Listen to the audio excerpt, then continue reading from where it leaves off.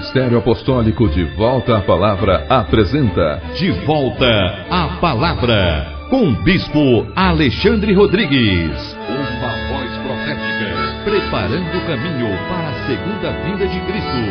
Voz do que clama no deserto, preparai o caminho do Senhor.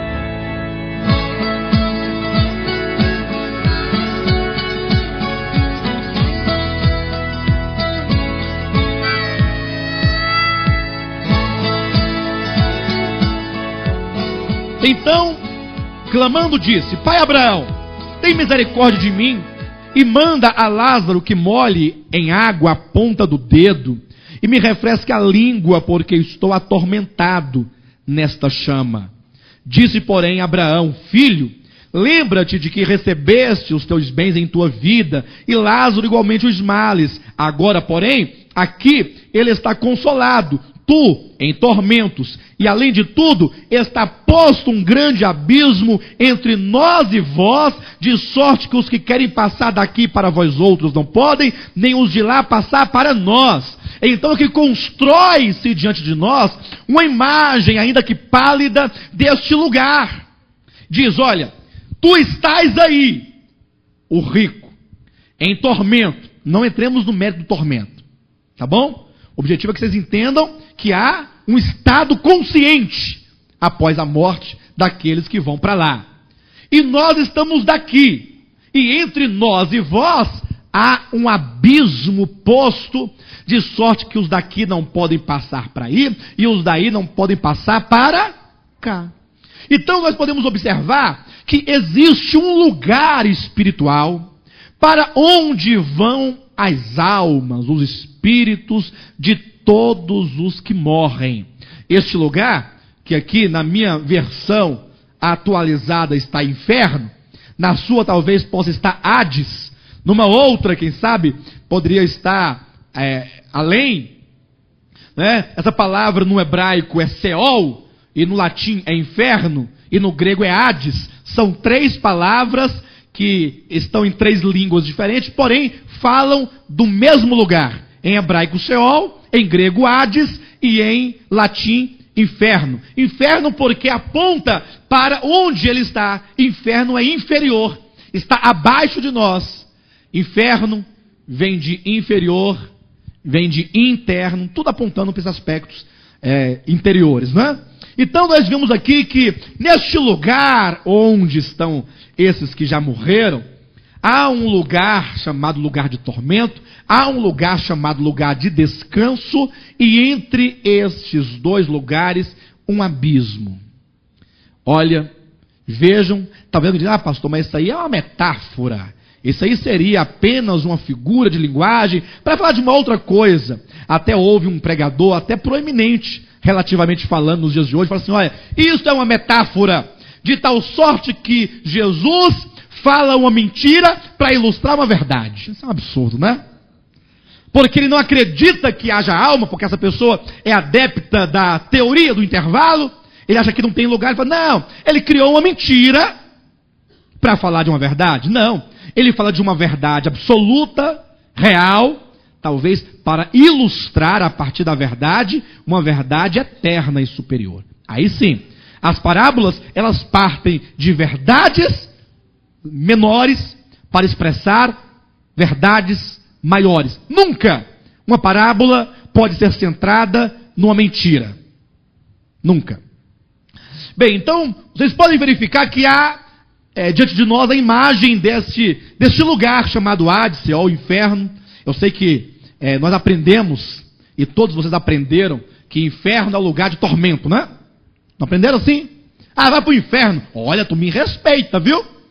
Cuidado. As almas perdidas vão para o inferno.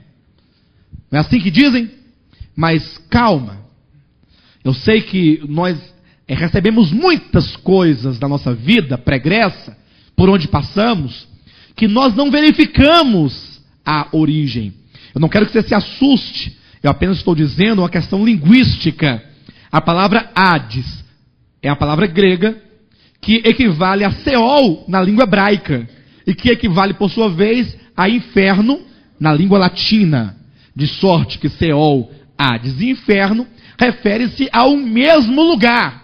E que este único e exclusivo lugar possui 3 compartimentos.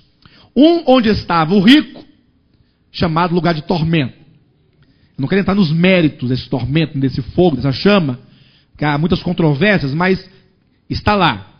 Do outro lado está o seio de Abraão. E entre eles há um abismo. Mas para aqueles que acham ainda, insistem e não querem acreditar que isso seja fato, será que há outros textos na Bíblia que fazem referência a esse lugar? Vejamos. Coisa maravilhosa. Vocês podem anotar aí. Se você ler Números capítulo 16, versículo 19 a 31, conta-nos um episódio em que nos é dito que houve uma rebelião no meio do povo de Israel. Eram os cabeças dessa rebelião contra Moisés 3 homens chamados Coré, Datã e Abirão. Ora, esses 3 homens se rebelaram, colocaram em xeque, em dúvida a autoridade de Moisés, desafiaram Moisés e ainda levou um grande número de pessoas dentro do povo de Israel para se levantarem contra Moisés. Então Moisés, vendo aquela situação, foi orientado por Deus. Então Moisés falou assim: olha, chama todo mundo aqui. Aí veio todo o povo e chamou Coré, Datã e Abirão. Falou assim: pessoal, veja, afastem-se desses 3 e de suas famílias, de tudo que eles possuem, afastem, porque algo acontecerá aqui. Então ele diz: olha, se esses homens morrerem, está na morte, né? Como todos os homens morrem de qualquer coisa, de gripe A, de gripe B, de gripe C, de gripe qualquer coisa, de susto, de febre amarela, então eu não sou um homem de Deus. Mas, se alguma coisa inaudita acontecer, se a morte desses homens for uma morte inaudita, todos vocês saberão que eu sou um homem de Deus. E a pergunta é: ora, que tipo de morte poderia ser chamada de morte inaudita? Aí Moisés fala: se a terra se abrir, presta atenção nesse ponto, e estes homens descerem vivos ao abismo, então, se isso acontecer, eu sou um homem de Deus. Mas eu não quero me limitar ou enfatizar a questão do homem de Deus, da autoridade, mas eu quero enfatizar: olha, se a terra se abrir, pense nisso. Olha, se a terra se abrir, o indivíduo vai ser enterrado, não? Mas ele fala: e abrindo-se a terra, esses homens descerem vivos ao abismo. Em outras palavras seria: e esses homens morrerem vivos no abismo. Por que morrerem vivos? Ou esses homens vivos morrerem, vivos descerem ao abismo? Porque morte não é aniquilamento, aniquilação. Morte é separar-se do mundo físico. Então, estando eles vivos, não saírem dos seus corpos, mas a alma no corpo, morrerem, serem separados do mundo dos vivos, do mundo físico, irem eles ao abismo. Que abismo seria este? Lembra do que Jesus falou? Há um abismo, ou melhor, Abraão, né? Falou: há um abismo entre vós deste lado e nós daqui. Há um abismo. Um lugar de tormento, um lugar de descanso e um abismo posto entre esses 2 lugares. O que aconteceu no texto lá de Moisés? A terra se abriu. E o que diz a Bíblia Sagrada? Desceram eles vivos. Para onde? Há um lugar embaixo dos nossos pés, chamado lugar dos mortos. Há um lugar aqui embaixo, chamado Seol, ou Hades, ou inferno, como você quiser chamar. E neste lugar há 3 compartimentos: um de descanso, um de tormento e um abismo. São 3 lugares no mesmo lugar, para onde vão os que morrem. Coré, Datã e Abirão morreram? Morreram? Eles não morreram? Onde eles estão? Eles morreram porque eles se separaram desse mundo físico. Só que eles não se separaram do corpo físico, né? Desceram vivos ao abismo. Descer ao abismo equivale a morrer. Morreram vivos porque não saíram do corpo, mas que foram para o lugar dos mortos. Foram para o abismo. E isso a Bíblia toda nos dá base, até o próprio Novo Testamento. Haja vista que Jesus, ele diz isso. Por exemplo, em Mateus capítulo 12, versículo 40, Jesus fala assim, ora, porque ele foi questionado pelos fariseus e escribas, dá-nos um sinal de que tu és o Messias. E falou, olha, nenhum sinal será dado, senão o sinal de Jonas. Qual é o sinal de Jonas? Ele fala, assim como Jonas, do mesmo modo que Jonas esteve 3 dias e 3 noites no coração da terra, o Filho do Homem também estará 3 dias e 3 noites no coração da terra. Algumas pessoas acham que o coração da terra foi a sepultura, né? Onde colocaram o corpo de Jesus. Naquele tempo, as sepulturas não eram como as de hoje, que é abaixo da superfície, senão que era feita numa rocha. Tanto é que colocaram uma pedra, rolaram uma pedra para tampar a porta de uma gruta, onde o seu corpo fora sepultado. Ora, o corpo de Cristo estava numa gruta acima da terra. Porém, onde estava a pessoa de Cristo, de Jesus? Porque Jesus não era apenas aquele corpo, como diz João capítulo 1, versículo 14, era apenas o tabernáculo, a tenda na qual o verbo estava. O verbo se fez carne, o verbo entrou na carne, o verbo encarnou-se, e nesta carne o verbo que é divino e que é eterno andou entre nós. Com a sua morte, a tenda, o seu corpo foi para a gruta, foi para a sepultura. Mas ele havia afirmado em Mateus 12:40, eu, o verbo, a parte imaterial, espiritual, estaria 3 dias e 3 noites. Onde? No coração da terra. Veja como a Bíblia é clara. Ele diz, assim como esteve Jonas. Aí você vai ao livro de Jonas, leia o capítulo 2, que é a oração de Jonas. Jonas foi jogado no mar, foi tragado por um grande peixe, e esse peixe então desceu até as regiões remotas do abismo. E não é sem critério que a Bíblia diz que o mar é a porta do abismo. Basta que vocês se lembrem do texto de Apocalipse, capítulo 13, capítulo 17, que diz que emergiu do mar uma besta. A besta, que é o anticristo, ele sairá do abismo, ou melhor, do mar, né? Saiu do mar o anticristo. Mas é dito, e ele procede do abismo. E portanto o abismo está lá embaixo, nas regiões remotas, segundo a Bíblia. Vocês podem conferir Efésios, capítulo 4, versículo 7, quando o apóstolo Paulo diz que aquele que desceu é aquele que subiu, é aquele que desceu às regiões mais baixas da terra. Veja um tanto de textos que confere, que explica esta questão. Tanto é que quando Jesus estava na cruz do Calvário, antes de ele morrer, ele falou assim, olha, o ladrão falou para Jesus, lembra-te de mim, quando tu vieres no teu reino. Aí o que Jesus responde para ele? em verdade te digo, que estarás hoje mesmo, naquele dia, naquela quarta-feira, comigo, onde?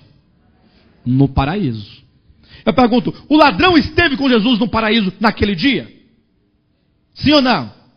Aí então, 3 dias depois, ele ressuscita, e quando ele sai, o que acontece? Maria, ao vê-lo, agarra os seus pés e segura e fala, agora eu não te soltarei mais. E Jesus responde, não me detenhas, porque eu ainda não subi para o meu. Ora, se ele até então não tinha subido para o Pai, onde é o paraíso no qual ele esteve com o ladrão? Não é no Pai, não é no céu. Estarás comigo no paraíso. 3 dias depois ele diz, eu estive no paraíso, mas não subi ainda ao meu Pai. Portanto, é isso que vai dar o sentido da ressurreição. A ressurreição é o último tópico desta palestra. Vamos continuar, em nome de Jesus. Abra sua Bíblia em Atos, capítulo 2, e veja como o apóstolo Pedro, ele esclarece essa questão. Ele mostra claramente que Jesus, ao morrer, ele foi para o paraíso. O paraíso é o seio de Abraão.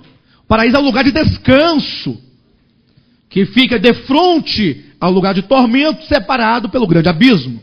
Vamos ler a partir do versículo 25. Olha, porque a respeito dele, diz Davi, quem é esse dele aqui? A respeito de Jesus Cristo. A respeito de Cristo, diz Davi, 2 pontos. Diante de mim, via sempre o Senhor, porque está à minha direita para que eu não seja abalado. Está falando de Cristo na sua morte. Os versículos anteriores falam de Cristo na sua morte.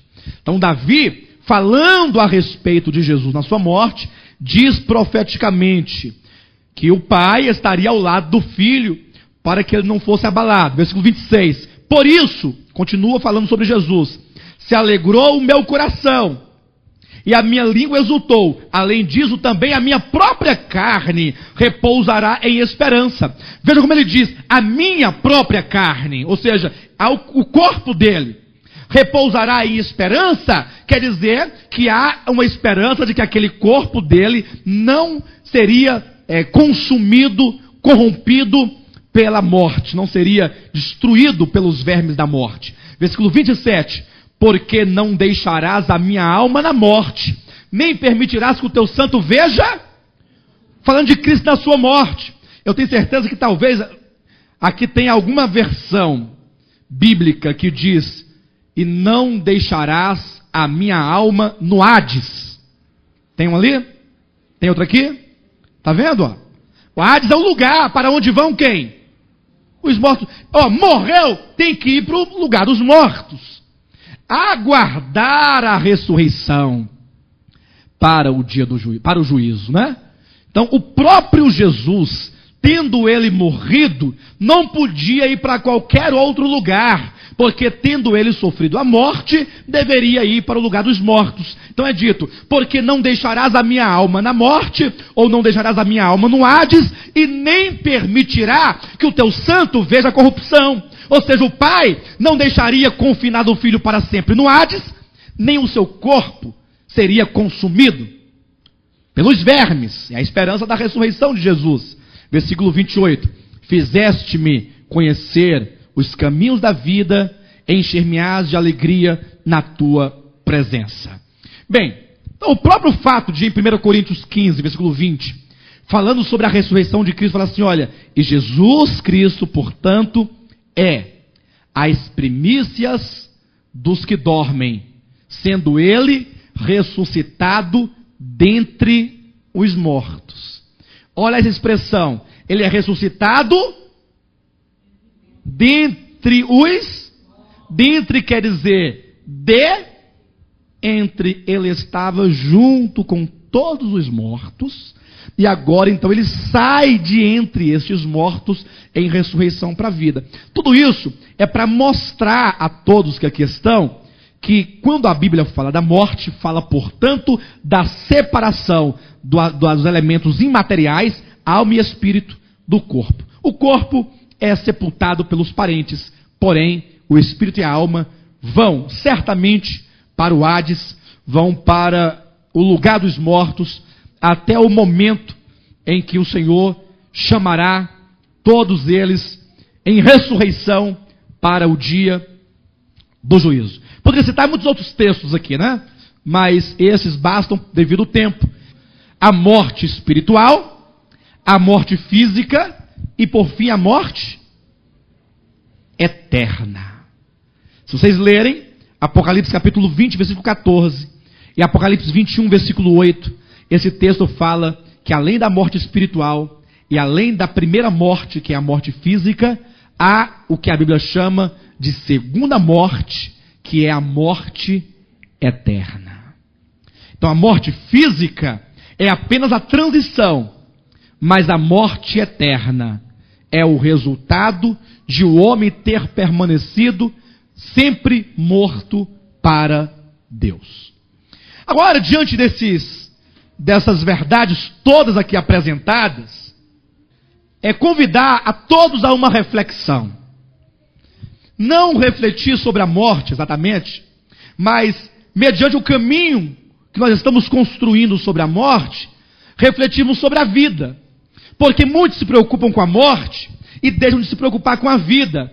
E que se esquecem que é depois que a pessoa passa da morte, é que os efeitos da vida virão de uma maneira mais intensa. De sorte que nós devemos viver esta vida humana na perspectiva da morte. Eu devo dirigir a minha vida hoje a partir da consciência de que logo eu entrarei para o outro lado, para a eternidade. Então nós temos que pensar sobre isso. O que acontecerá com a pessoa que, passando pela morte, chega do outro lado da eternidade? O que será despertado em sua mente, em sua consciência? A Bíblia diz em Lucas, capítulo 16, ali há uma parábola que nós devemos considerar. Se vocês quiserem abrir, poderão fazê-lo. Lucas, capítulo 16. Disse Jesus também aos seus discípulos: havia um homem rico que tinha um administrador. Olha que palavra sensacional. Havia um homem rico que tinha um administrador. Eu quero que vocês leiam considerando cada ponto, cada palavra que ganha um sentido extraordinário. E este, no caso, o administrador, foi denunciado como quem estava a defraudar os bens, os seus bens, os bens do homem rico. Um homem rico que contratou então ali um administrador, falou assim: olha, você vai administrar os meus bens, minhas empresas, meus negócios. Ou, numa linguagem mais familiar, você vai ser aqui o meu mordomo, cuidar da minha casa. Tudo que é meu, eu te deixo na tua responsabilidade. Só que aí esse homem rico, ele foi comunicado de que o seu administrador estava a defraudar os seus bens. Olha o versículo 2. Então, mandando-o chamar, lhe disse: que é isto que ouço a teu respeito? Presta contas da tua administração, porque já não podes mais continuar nela. Presta contas da tua administração, porque tu não continuarás mais nela. Isso aqui está falando, este homem rico é Deus, e esse administrador, no texto imediato, é o povo de Israel, mas no contexto geral da Escritura, diz de todas as pessoas. E que Deus então confiou em tuas mãos e em minhas mãos alguns bens. Tudo que somos e tudo que temos, o ar que você respira, a comida que você come, a força, a energia, a saúde que você possui, os seus filhos, a sua esposa, o seu marido, o dinheiro, tudo que você é e que você possui, pertencem a Deus. E nesse caso nós somos meros administradores. O problema da parábola, ou do homem da parábola, do administrador da parábola, é que ele parece ter perdido a consciência. Ou no mínimo, não pensar, não refletir. Olha, essas coisas não são minhas. E agora a Bíblia diz que ele estava defraudando o seu Senhor, usando indevidamente tudo aquilo que não era dele, era do seu Senhor, era do homem rico. E não seria essa a nossa situação? Não estaríamos nós a fazer mau uso daquilo que pertence a Deus? A sua vida não é sua, o seu dinheiro não é seu, isso é um paradoxo, né? O seu não é seu, a sua esposa, seu esposo, seus filhos, sua casa, sua saúde, tudo que você é e que você possui, não é seu. Quando então disse aqui o Senhor ao seu empregado, ao seu mordomo: presta contas da tua administração. Ou seja, todos nós haveremos de ouvir essas palavras algum dia. Eu falo isso simbolicamente falando. Mas chega um momento que a pessoa não tem mais a oportunidade de prosseguir nesta administração. Então, diante do fato de que somos mordomos e que devemos um dia prestar contas de tudo aquilo que Deus nos deu e nos confiou, devemos viver de modo vigilante, de modo atento, de modo sóbrio. É preciso que nossos olhos sejam abertos para uma responsabilidade diante de Deus. Você não existe para você. Você não nasceu para você. Você não vive para você. E ainda que você assim pense que você deve e pode fazer o que bem quiser com o que você é, com o que você tem, saiba que logo tu terás de prestar contas a Deus. Mas veja que coisa maravilhosa. Nós somos advertidos, chamados. Olha, nós convidamos vocês para vir aqui hoje. Vocês vieram porque alguém entregou um convite, ou você ouviu o convite pela televisão, mas para que nós convidamos vocês aqui? Para a gente parar um pouco com a nossa correria, refletir um pouco sobre a nossa responsabilidade enquanto vivos nessa terra, a nossa responsabilidade enquanto mordomos. E então, pensando nisso, nós trouxemos algumas considerações, talvez aí 10 pensamentos ou conhecimentos, ou 10 verdades que, tão logo o indivíduo cruzar a linha para a eternidade, certamente virão à sua consciência e o perturbará. Mas não espere esse momento, porque se você pensar isso hoje, essas coisas estarão muito mais tranquilas depois. Não tenha medo da morte, tenha medo da vida, do modo como você vive. Não adianta chorar, descabelar, querer pular junto com o outro na sepultura. Não resolve. A questão é, como eu estou vivendo? Porque se você vive de maneira adequada, o restante não importa. A morte é apenas uma transição para a vida, depois desta, para a vida espiritual fora da carne.